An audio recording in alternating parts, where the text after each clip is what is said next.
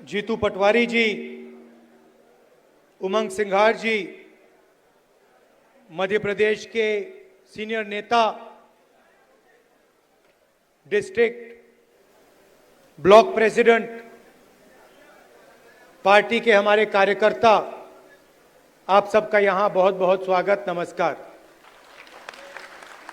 आपका मूड कैसा है? ठीक है? तो आज मैं आपको दो तीन चीजें कहना चाहता हूं। सबसे पहले, विचारधारा की लड़ाई चल रही है। एक तरफ कांग्रेस पार्टी है, हमारा कॉन्स्टिट्यूशन है, और दूसरी तरफ बीजेपी और आरएसएस जो इसको मानती नहीं है और इसको खत्म करना चाहती है। हिंदुस्तान की सारी संस्थाओं को, इंस्टीट्यूशंस को उन्होंने पकड़ लिया है। हर संस्था में उन्होंने अपने लोग डाले हैं और देश को आस्ते आस्ते देश का वो गला घोट रहे हैं। तो पहली लड़ाई संविधान की है। एक तरफ हम कांग्रेस पार्टी, हमारी विचारधारा, और दूसरी तरफ आरएसएस जो संविधान के खिलाफ खड़े हैं। दूसरी लड़ाई सामाजिक न्याय की। जीतू ने कहा, जाति जनगणना के बारे में बोला।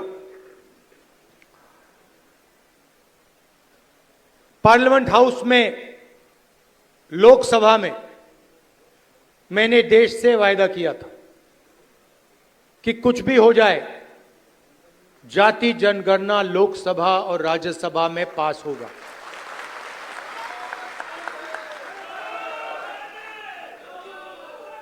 ये बीजेपी आरएसएस वालों को अब मैं अच्छी तरह जानता हूं। इन पर थोड़ा सा दबाव डालो, थोड़ा सा धक्का मारो, डर के भाग जाते हैं ये लोग। जैसे उधर से ट्रंप ने एक इशारा किया, फोन उठाया, कहा मोदी जी क्या कर रहे हो?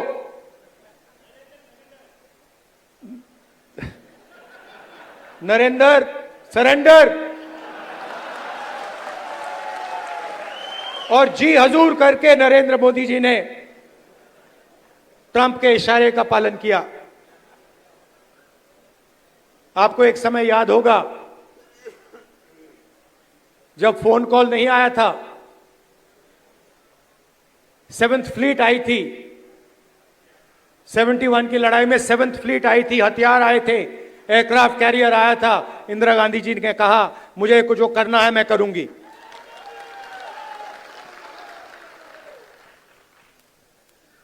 ये फर्क है, इनका कैरेक्टर है। ये सारे के सारे ऐसे हैं। आजादी के समय से सरेंडर वाली चिट्ठी लिखने की आदत है। एक सेकंड में थोड़ा सा दबाव पड़े, भैया ये लो। हाँ, तो ये इनका कैरेक्टर है। कांग्रेस पार्टी सरेंडर नहीं होती है। गांधी जी, जवाहरलाल नेहरू, सरदार पटेल, ये सरेंडर वाले लोग नहीं हैं। ये सुपर पावर से लड़ने वाले लोग हैं।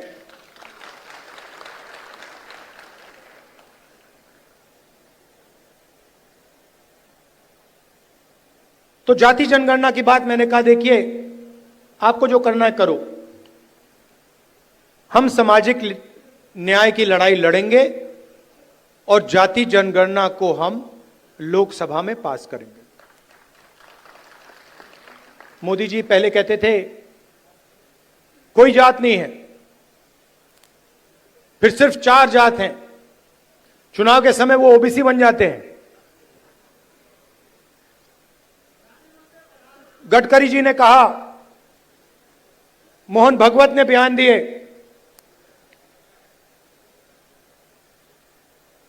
थोड़ा सा दबाव पड़ा, एकदम सरेंडर हो गए। मगर मैं इनको जानता हूं,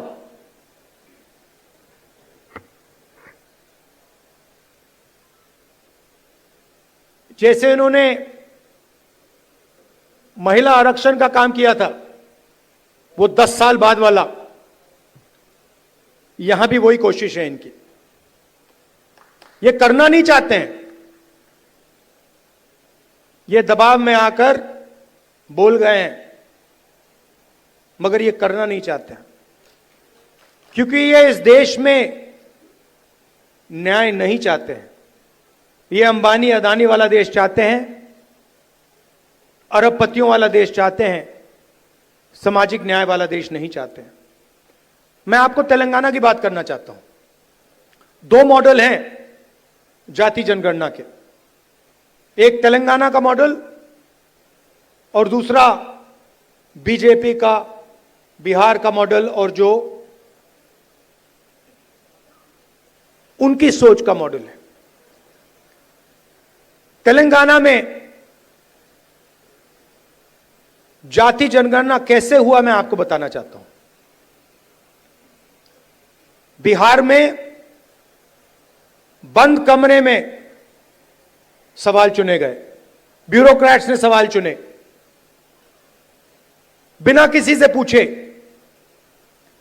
बिना जनता से बातचीत किए, बिना दलितों से पूछे, बिना पिछड़ों से पूछे, बिना अति पिछड़ों से पूछे, बिना जनरल कास्ट से पूछे, बिना माइनॉरिटी से पूछे, बंद कमरे में 3-4 सवाल लिखे, जाति जनगणना कर दिया।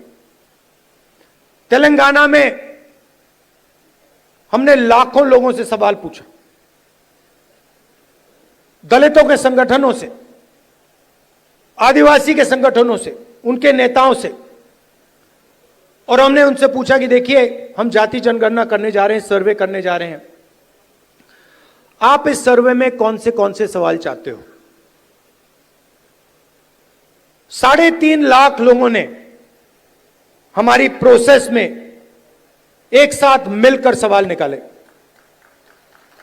और उसके बाद बिहार में सेल्फ रिपोर्टिंग था। अगर आप बोलना चाहते हो तो बोलो, नहीं बोलना चाहते हो तो नहीं बोलो।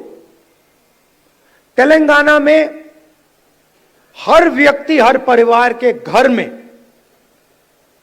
सरकार के ऑफिसर्स गए और उन्होंने उनसे सवाल पूछे। नतीजा मैं आपको बताना चाहता हूं।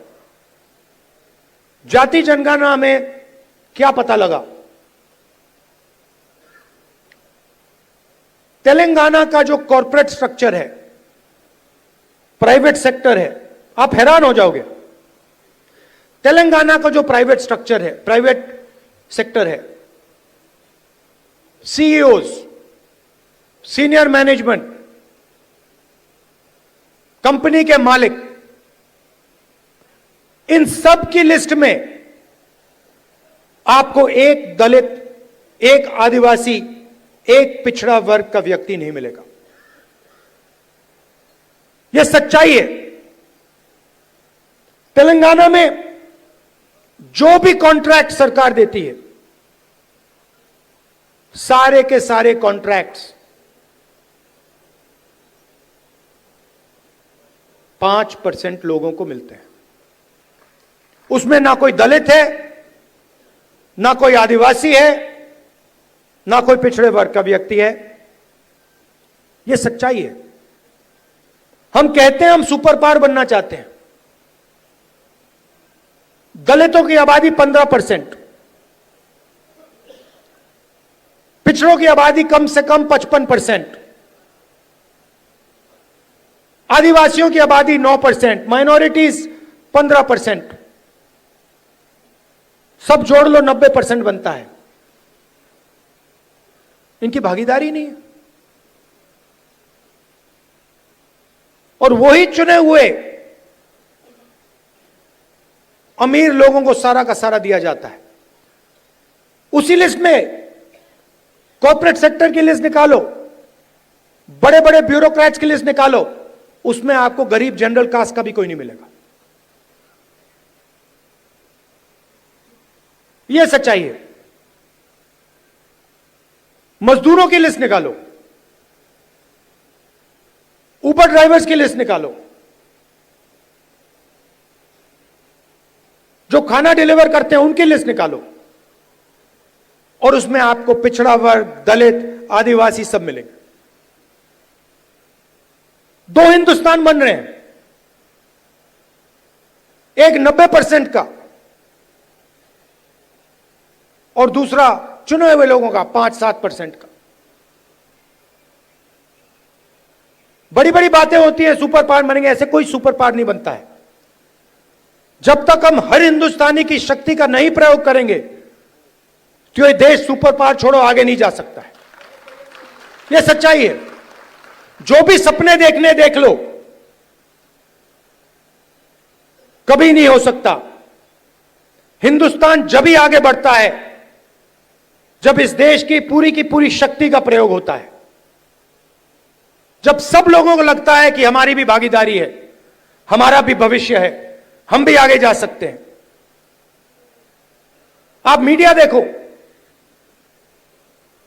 पूरी लिस्ट निकाली मैंने, मालिकों की लिस्ट, रिपोर्टर्स की लिस्ट, एंकर्स की लिस्ट। मुझे दलित एंकर का नाम बता दो, मुझे पिछड़े वर्ग के एंकर का नाम बता दो, मुझे आदिवासी एंकर का नाम बता दो, नेशनल मीडिया में बता दो कौन है, मुझे बता दो। जुडिशियल सिस्टम में जाओ, वहां आपको 90% नहीं मिलेंगे। मीडिया में आपको अंबानी जी की शादी दिख जाएगी, डांस गाना दिखेगा, मगर किसान भूखा मर जाए, मजदूर मर जाए, कभी नहीं दिखाई देगा। और पूरा का पूरा धन 2-3 लोगों के हाथ में जा रहा है। डिफेंस की इंडस्ट्री देखो, वहां आपको अदानी दिखेगा। छत्तीसगढ़ में माइनिंग देखो, वहां आपको अदानी मिलेगा। अदानी की सड़कों पे चलो, इंफ्रास्ट्रक्चर भी उसका, सीमेंट भी उसका, और कोई है ही नहीं। मतलब इन 2-3 लोगों को छोड़कर ऐसा लगता है कि इस देश में कोई बिजनेस वाला रहा ही नहीं। उधर अमेरिका में केस लगा हुआ है अदानी के खिलाफ, मगर हिंदुस्तान में जो भी ये करना चाहता है कर सकता है। क्यों? नरेंद्र मोदी का दोस्त है।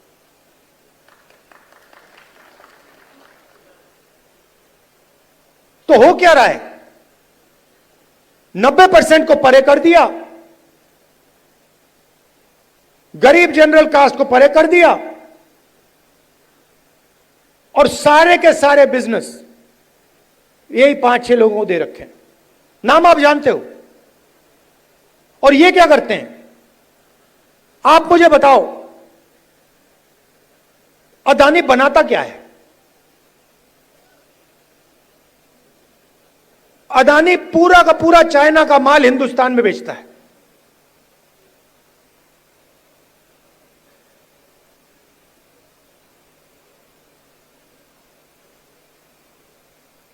तो अदानी पैसे बनाता है, अंबानी पैसे बनाता है, और चाइना अपना माल हिंदुस्तान में बेचता है। यह फोन जो है,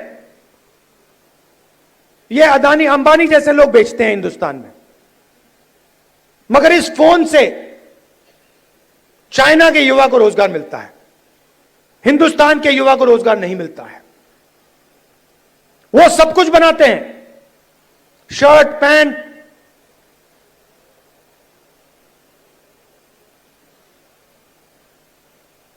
मोबाइल फोन, सोलर पैनल, और यहां पे बेरोजगारी फैलती जा रही है, फैलती जा रही है। जहां भी देखो, आप किसी भी युवा से पूछो, भैया क्या करते हो? कुछ नहीं करते हैं। क्या काम करते हो? नहीं, कुछ नहीं करते हैं।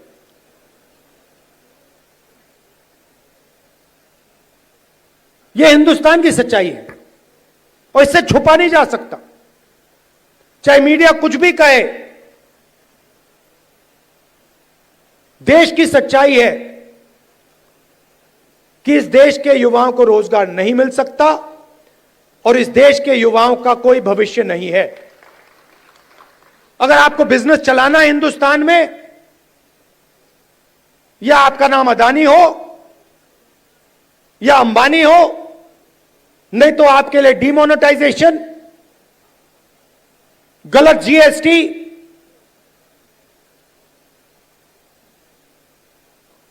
या फिर आप उनके लिए जाके काम करो।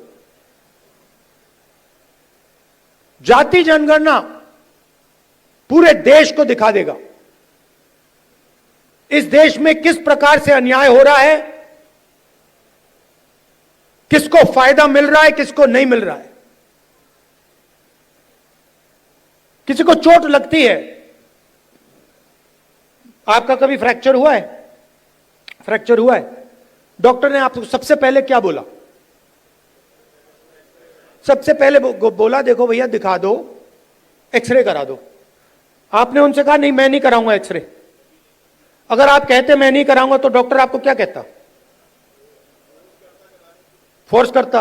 और अगर तब भी नहीं करते तो फिर लंगड़ाते हुए चलते रहते और डॉक्टर कहता यार ये तो मतलब पागल है ना। तो मैं यही कह रहा हूं, पूरा देश जानता है कि दलितों को, पिछड़ों को, गरीब जनरल कास्ट को जबरदस्त चोट लग रही है। मैं सिर्फ कह रहा हूं देखो भैया एक्सरे करा लो, देख लेते हैं कि है क्या। शायद पता लगे कि कोई प्रॉब्लम ही नहीं है। शायद जाति जनगणना के बाद पता लगे कि कोई प्रॉब्लम ही नहीं है, सब कुछ ठीक है।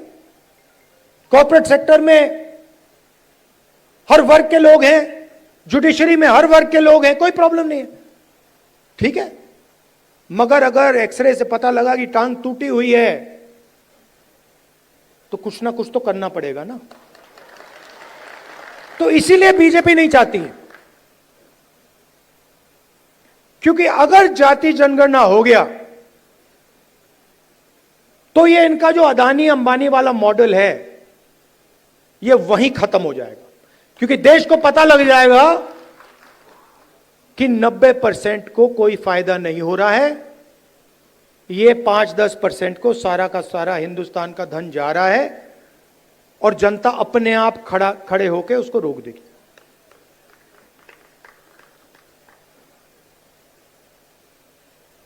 ये लड़ाई चल रही है। और तेलंगाना मॉडल जो है वो जाति जनगणना करने का सही मॉडल है। तो हम जो चाहते हैं, जो जाति जनगणना होगा, चाहे मोदी करे या कांग्रेस पार्टी करे, वो तेलंगाना मॉडल वाला जाति जनगणना होगा। थोड़ी सी मध्य प्रदेश की बात करता हूं। देखिए यहां पे इस स्टेट में कांग्रेस की जो विचारधारा है, कांग्रेस के जो कार्यकर्ता हैं, कांग्रेस के विचारधारा के जो लीडर्स हैं, उनकी कोई कमी नहीं है। यह भरा पड़ा हुआ है। इसी कमरे में बीजेपी को हराने का टैलेंट बैठा हुआ है।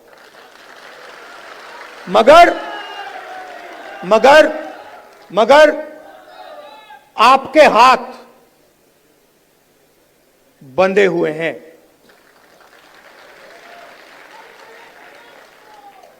बंधे क्यों हैं? क्योंकि आपकी आवाज कांग्रेस पार्टी के संगठन में ठीक से नहीं सुनाई देती है।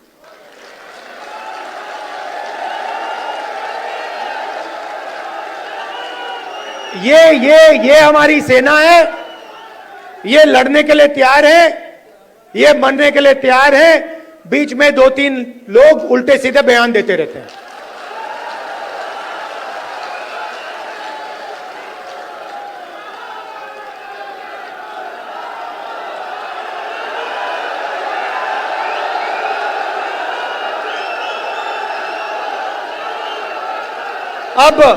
अब कोई ऐसे लोग हैं जो फ्रस्ट्रेशन में दे देते हैं, कोई ऐसे लोग हैं जो थोड़ा बीजेपी का भी काम कर लेते हैं, और हमें कहीं ना कहीं से तो शुरुआत करनी होगी। तो वर्किंग कमेटी ने निर्णय लिया है कि शुरुआत डिस्ट्रिक्ट और डिस्ट्रिक्ट प्रेसिडेंट के पोस्ट से होगी,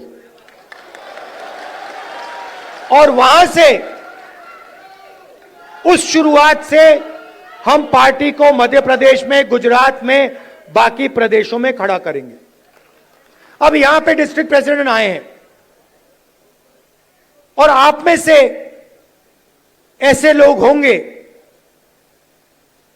जो पूरी शक्ति के साथ, दिल के साथ कांग्रेस पार्टी के लिए काम करते हैं, और ऐसे भी लोग होंगे जो थोड़ा थक गए हैं या जिनका मूड ठीक नहीं है, जो ज्यादा टेंशन लिए हैं। अब रेस के घोड़े और बारात के घोड़े को अलग तो करना ही पड़ेगा, और पहले मैं कहता था 2 टाइप के हैं। एक रेस का घोड़ा है, कांग्रेस पार्टी कभी कभी रेस के घोड़े को बारात में भेज देती है, ये कमलनाथ ने कहा है, और कभी कभी बारात के घोड़े को रेस की लाइन में खड़ा कर देती है, उसको पीछे से वो एक चाबुक पड़ता है, वो वहीं बैठ जाता है। मगर एक तीसरी कैटेगरी है, एक हुआ बारात का, दूसरा हुआ रेस का, एक तीसरा भी होता है। कौन सा होता है? लंगड़ा घोड़ा। तो ये छांटना है हमें, लंगड़ा कौन सा है, रेस का कौन सा है, बारात का कौन सा है। बारात वाले को बारात में भेजना है, रेस वाले को रेस में डालना है, और लंगड़े वाले को रिटायर करना है कि भैया ये लो, थोड़ी सी घास चरो, घास खाओ, घास चढ़ो, पानी पियो, रिलैक्स करो, बाकी लोगों को तंग मत करो, बाकी घोड़ों को डिस्टर्ब मत करो, नहीं तो फिर कार्रवाई करनी पड़ेगी। जो लंगड़ा घोड़ा होता है, अगर वो डिस्टर्ब करता है तो उसके साथ क्या होता है जानते हो? वो मैं नहीं कहूंगा। तो ये बदलाव लाना है। गुजरात में हमने नए डिस्ट्रिक्ट प्रेसिडेंट्स चुने, दिल्ली से ऑब्जर्वर आए, एआईसीसी से ऑब्जर्वर आए, गुजरात के नेताओं के साथ वो हर डिस्ट्रिक्ट में गए, और उन्होंने कार्यकर्ताओं से बात की, लोगों से बात की, नेताओं से बात की, जिनको कांग्रेस पार्टी में सीनियर लीडर कहा जाता है, उनसे भी बात की, और नाम चुनकर उन्होंने दिल्ली भेजे। मैं 2 लिस्ट देख रहा था, पुराने डिस्ट्रिक्ट प्रेसिडेंट्स, और मैं ये नहीं कह रहा हूं कि उसमें अच्छे लोग नहीं थे, और उनको फिर से डिस्ट्रिक्ट प्रेसिडेंट बनाया जा सकता है। तो हम किसी को कैंसिल नहीं कर रहे हैं। अगर आप अच्छा काम कर रहे हो, जो यहां डिस्ट्रिक्ट प्रेसिडेंट बैठे हैं, अगर आप अच्छा काम कर रहे हो, आपको कोई घबराने की जरूरत नहीं। मैंने वो दो लिस्ट देखी, जमीन आसमान का फर्क है। एक लिस्ट कहना नहीं चाहिए मगर सीनियर नेता के असिस्टेंट,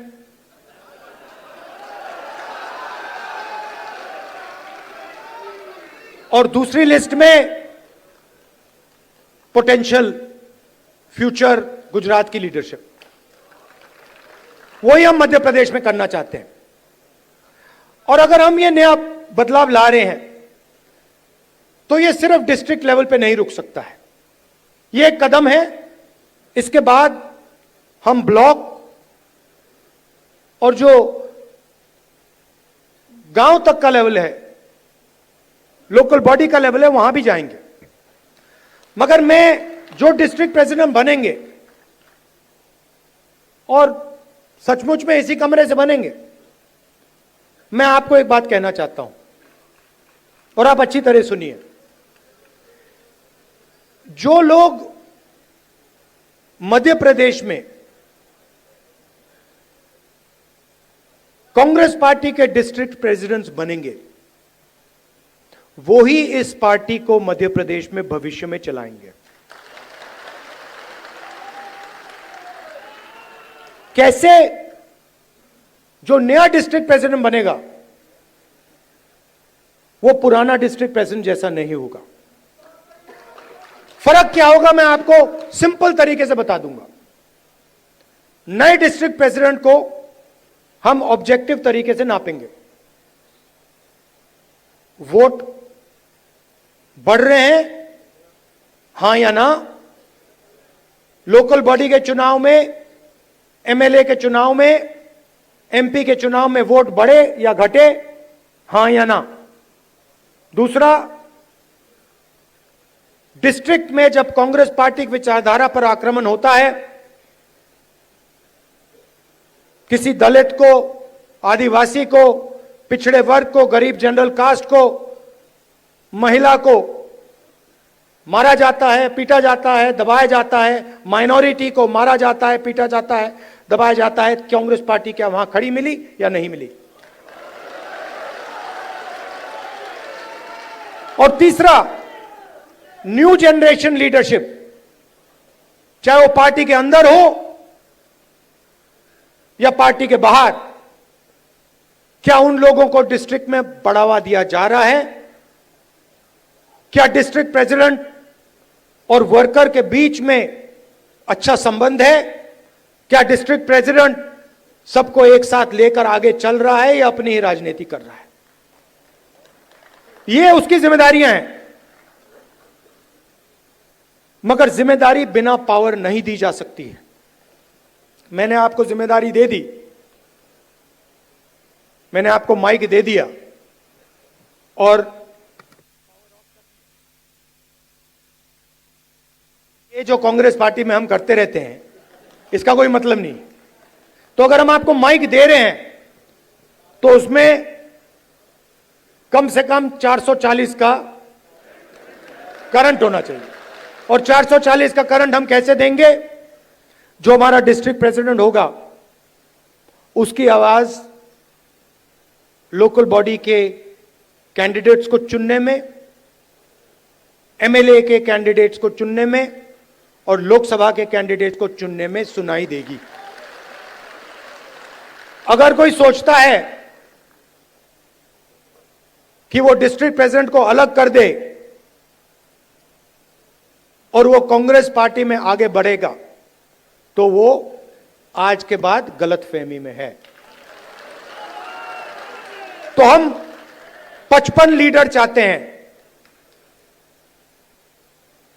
मध्य प्रदेश के लिए, मध्य प्रदेश के भविष्य के लिए। हम 55 लीडर को चुनना चाहते हैं। ये हमारे ऑब्जर्वर्स का काम है। और उसके बाद जैसे मैंने कहा, ब्लॉक का काम शुरू होगा,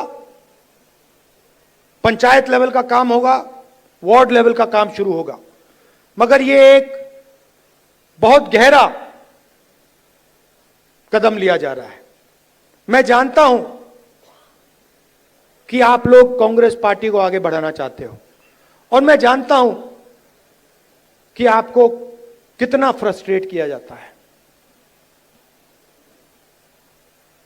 मैं यहां आपको यह बताने आया हूं कि मैं आपके साथ खड़ा हूं और जो भी कांग्रेस पार्टी की विचारधारा की रक्षा करेगा, जो भी कांग्रेस पार्टी को मध्य प्रदेश में बढ़ाने की कोशिश करेगा, उसके साथ मैं खड़ा मिलूंगा।